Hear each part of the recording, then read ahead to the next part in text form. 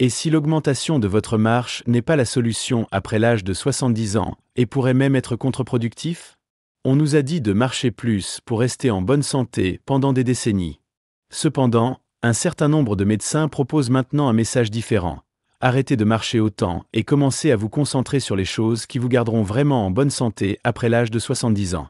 La marche n'est pas intrinsèquement terrible, cependant. Cela indique que votre corps a divers besoins à ce stade de votre vie.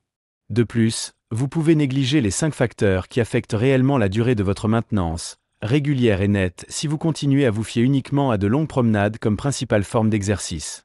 Dans cette vidéo, nous discuterons de 5 habitudes cruciales qui, après l'âge de 70, sont plus importantes que la marche. Ce ne sont pas des conjectures. Ils sont plutôt soutenus par les résultats les plus récents dans les domaines de l'indépendance à long terme, de la santé du cerveau, de la mobilité et du vieillissement. Continuez à lire parce que passer votre attention à ces 5 domaines pourrait améliorer votre qualité de vie, réduire votre risque de blessure et même allonger votre vie. Commençons. Premièrement, entraînement en résistance pour la force des jambes. L'idée que la marche en soi gardera vos jambes fortes est l'une des erreurs les plus omniprésentes du vieillissement. Bien que la marche soit utile, il ne suffit pas d'empêcher la perte musculaire qui accélère naturellement après 70. La vérité est que vos jambes ont besoin d'une résistance, quelque chose contre laquelle pousser, pour rester fermes, fonctionnelles et fiables. Sans cela, même si vous marchez pendant 1 heure par jour, vous pouvez toujours perdre de la force dans les muscles mêmes qui vous maintiennent debout et en sécurité. Pensez à George, 76 ans, qui parcourait 3 miles chaque matin sans faute. Il était fier de sa routine et supposait qu'il le gardait en grande forme. Mais au fil du temps, il a commencé à avoir du mal à se lever des chaises basses. Ses jambes se sentaient tremblantes dans les escaliers. Finalement, il est tombé en cherchant un livre sur une étagère bas. Son médecin a expliqué quelque chose qu'il n'avait jamais entendu auparavant. La marche n'activait pas ou ne construit pas tous les principaux muscles des jambes nécessaires à la stabilité. George avait l'endurance, oui, mais la force? Cela s'éloignait. Les muscles qui soutiennent vos hanches, vos cuisses et vos genoux nécessitent une activation ciblée. Cela signifie des choses comme des squats de poids corporel, des ascenseurs de jambes assis, des bandes de résistance et des augmentations de talons debout. Vous n'avez pas à aller dans une salle de sport ou à soulever des poids lourds. Même 2 ou 3 fois par semaine d'exercice doux de renforcement de la force peuvent faire une différence. Ce qui est important, c'est la cohérence et le choix des mouvements qui engagent à la fois vos muscles de la jambe avant et arrière. Parce que voici la vérité, lorsque vos jambes restent fortes, vous aussi. Vous marchez avec confiance. Vous vous levez sans lutte. Vous empêchez les chutes avant qu'elles ne se produisent. Et plus votre fondation est forte, plus vous maintenez votre indépendance. La marche aide votre cœur, mais la force vous maintient sur vos pieds. Donc, si vous avez sauté l'entraînement en résistance parce que vous pensiez que marcher était suffisant, il est temps de donner à vos jambes l'attention supplémentaire qu'ils ont gagnée. Ils vous ont transporté toute une vie, et ils méritent le soutien de continuer à aller fort. Numéro 2, exercice d'équilibre et de coordination. Après 70 ans, l'un des domaines de santé les plus négligés est l'équilibre. Vous pouvez supposer que si vous marchez toujours tous les jours, votre équilibre doit être bien. Mais ce n'est pas toujours le cas. La marche suit un rythme prévisible, un pied devant l'autre, souvent sur un sol de niveau, et généralement dans un cadre familier. Mais l'équilibre réel nécessite quelque chose de plus, la capacité de réagir, de s'adapter, de rester debout lorsque les choses ne se déroulent pas comme prévu. Et à moins que vous ne vous entraîniez directement, vous pouvez perdre cet avantage sans vous en rendre compte. Parlons d'Hélène, 80 ans. Elle était fière de sa promenade quotidienne dans le bloc. Elle a bien bougé, a gardé un bon rythme et s'est rarement sentie fatiguée. Mais quand sa petite fille a accidentellement laissé tomber une balle dans la cuisine et qu'elle a roulé près de ses pieds, Hélène a perdu sa place et est tombée. Ce n'était pas parce qu'elle était faible ou maladroite. C'était parce que son corps n'avait pas pratiqué la récupération de changements soudains en position. Sa coordination s'estompait, même si elle ne l'avait pas remarqué. La formation d'équilibre peut être simple et puissante. Debout sur une jambe tout en se brossant les dents. Talons à pied dans un couloir. Ou faire de doux exercices comme le tai chi ou une marche contrôlée en place. Ces pratiques renforcent les petits muscles de vos chevilles et de vos hanches, et il recable votre cerveau pour répondre plus rapidement lorsque quelque chose d'inattendu se produit. Ce moment où vous trébuchez sur un tapis, manquez une étape ou tournez trop rapidement. Une formation d'équilibre vous aide à rester droit au lieu de descendre. Ce qui est la clé, c'est en faire partie de votre rythme hebdomadaire, non seulement en espérant que votre équilibre soit correct, mais en réellement les tester et l'améliorer. Parce que les chutes sont la première cause de blessures graves pour les personnes de plus de 70 ans. Et ils ne viennent pas toujours de faiblesse.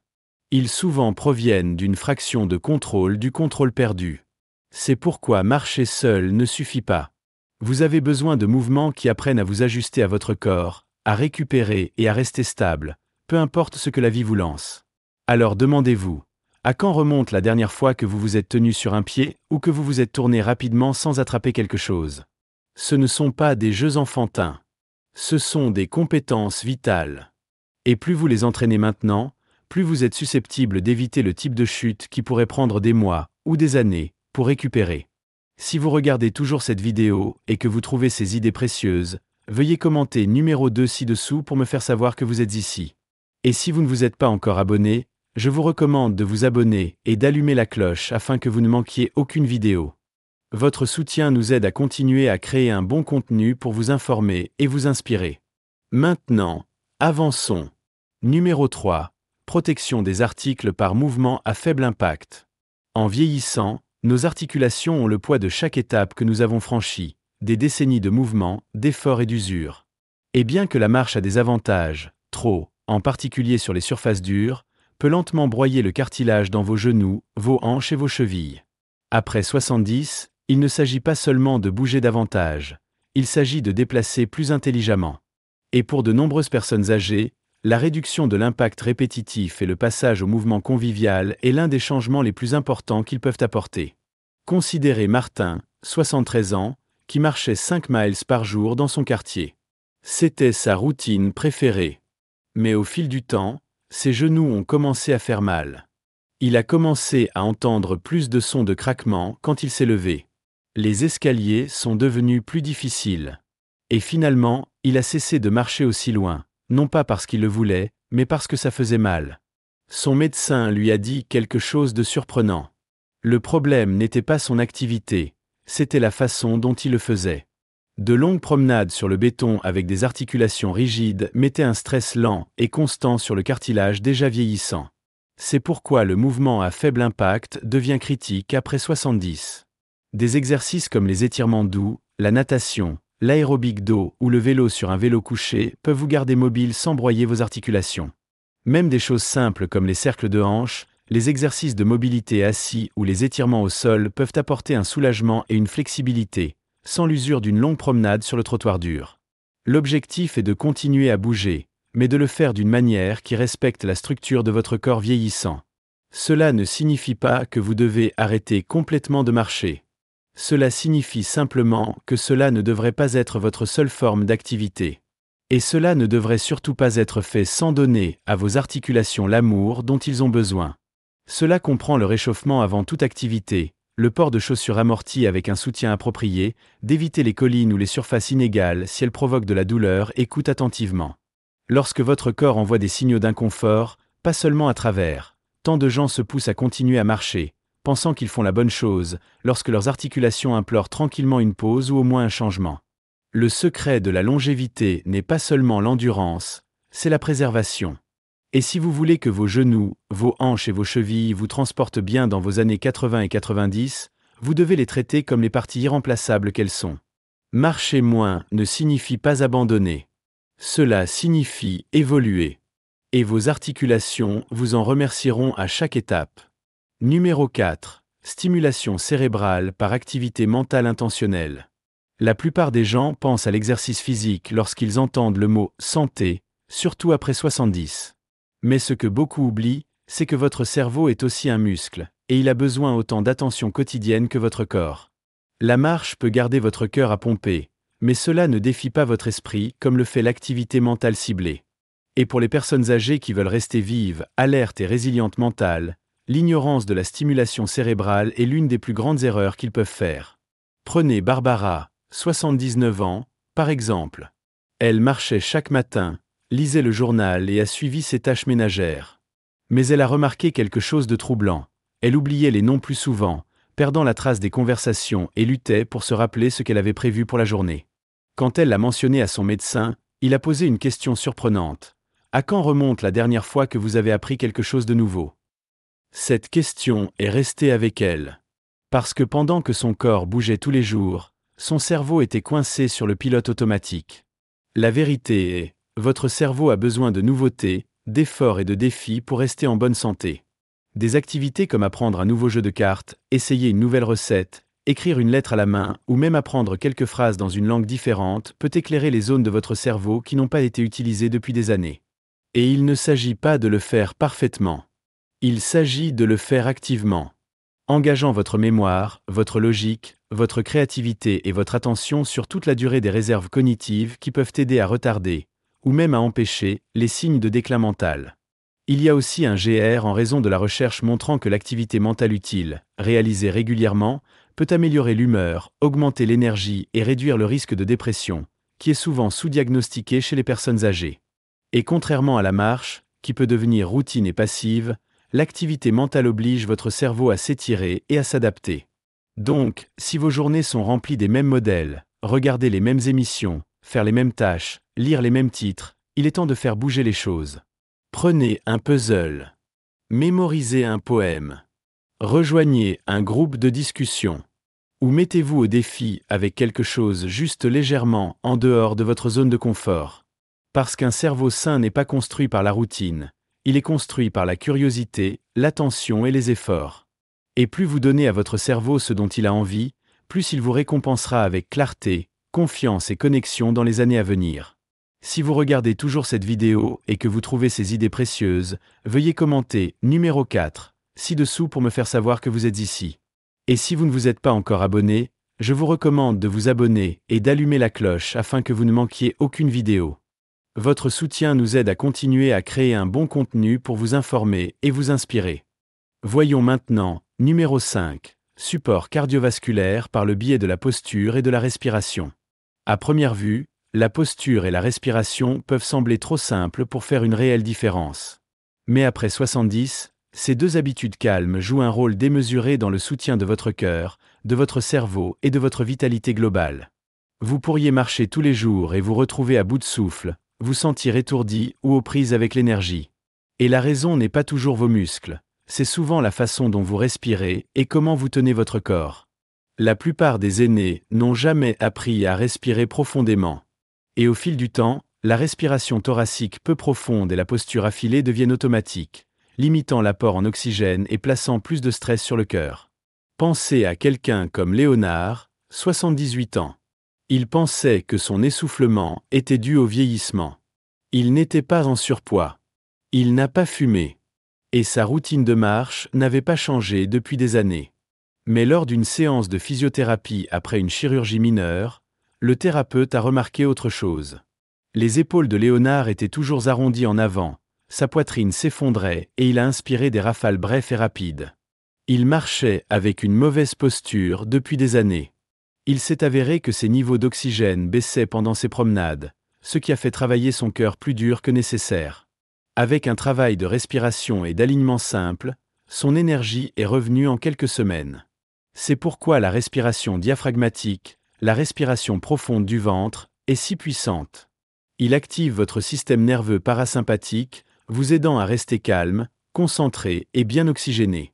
Il réduit également votre tension artérielle et améliore la circulation. Combinez cela avec une bonne posture, les épaules en arrière, le niveau du menton, la hauteur de la colonne vertébrale, et vous créez le meilleur environnement pour que votre cœur et vos poumons fonctionnent efficacement, en particulier pendant le mouvement quotidien. Il ne s'agit pas de regarder d'une certaine façon. Il s'agit de créer de l'espace à l'intérieur de votre poitrine afin que vos organes puissent faire leur travail sans être compressés. Et voici la partie la plus importante. Ce type de travail de respiration et de posture peut être effectué n'importe où, à tout moment. Pendant que vous êtes assis, debout, allongé dans le lit, ou même marché. Le but n'est pas la perfection. C'est la cohérence. Pratiquer 5 minutes de respiration profonde le matin, faire des contrôles de posture pendant la journée, et étirer doucement le haut du dos et la poitrine peut transformer ce que vous ressentez le soir. Ce ne sont pas des exercices flashy, mais ils sont le fondement de l'énergie, du calme et de la facilité cardiovasculaire. Donc, la prochaine fois que vous vous sentirez serré ou lent, même après l'exercice, ne blâmez pas l'âge. Faites attention à la façon dont vous êtes assis. Comment vous vous tenez. Et surtout, comment vous respirez. Parce que parfois, la plus grande différence dans la durée et le bien que vous vivez ne vient pas de la distance que vous marchez, mais de la profondeur de votre place. Réflexion finale. Maintenant que vous avez entendu ces 5 quarts essentiels, il est temps de réfléchir à ce qu'ils signifient pour vous. La marche est à sa place. Mais après 70 ans, votre santé dépend de plus que de simples étapes. Cela dépend de la force de vos jambes, la stabilité de votre équilibre, les soins que vous donnez à vos articulations, l'attention que vous accordez votre esprit, et l'air que vous vous permettez de respirer complètement. Chacun de ces domaines est lié à la durée de votre vie, et plus important encore, à quel point vous vivrez pendant que vous êtes encore ici. Beaucoup de gens continuent de faire ce qu'ils ont toujours fait, sans réaliser que leur corps a changé. Mais vous n'êtes pas la même personne que vous étiez à 50 ans, ou même 60 ans. Et ce n'est pas quelque chose à craindre. C'est quelque chose à respecter. Votre corps est plus sage, plus délicat à certains égards, et plus puissant dans les autres. Il a besoin d'un autre type de soin maintenant, celui qui écoute, celui qui s'ajuste, celui qui dit « Je n'essaie pas seulement de rester occupé, j'essaie de rester bien ». Donc si tu as abeille à marcher tous les jours et se demander pourquoi vos genoux font mal, ou vos creux d'énergie, ou votre équilibre est un peu éloigné, ce n'est pas votre imagination. Votre corps demande plus qu'un simple mouvement. Il demande des soins ciblés et intentionnels. Et la bonne nouvelle, vous pouvez commencer ces soins aujourd'hui. Avec un exercice d'équilibre. Une session de respiration. Un choix pour rester debout. Et demain, votre corps se souviendra. C'est toujours le cas. Merci de vous joindre à nous aujourd'hui. Nous aimerions avoir de vos nouvelles. Laissez un commentaire ci-dessous et partagez une chose que vous avez apprise aujourd'hui et comment vous prévoyez de l'utiliser dans votre vie. Vos pensées sont importantes pour nous, alors n'hésitez pas à les partager. La lecture de vos commentaires nous donne une grande motivation et des encouragements. Si vous avez apprécié cette vidéo et l'avez trouvée utile, veuillez souscrire, vous abonner et partager. Votre soutien nous aide à continuer à créer un bon contenu pour vous informer et vous inspirer. Merci d'avoir regardé, et nous avons hâte de vous voir dans la prochaine vidéo.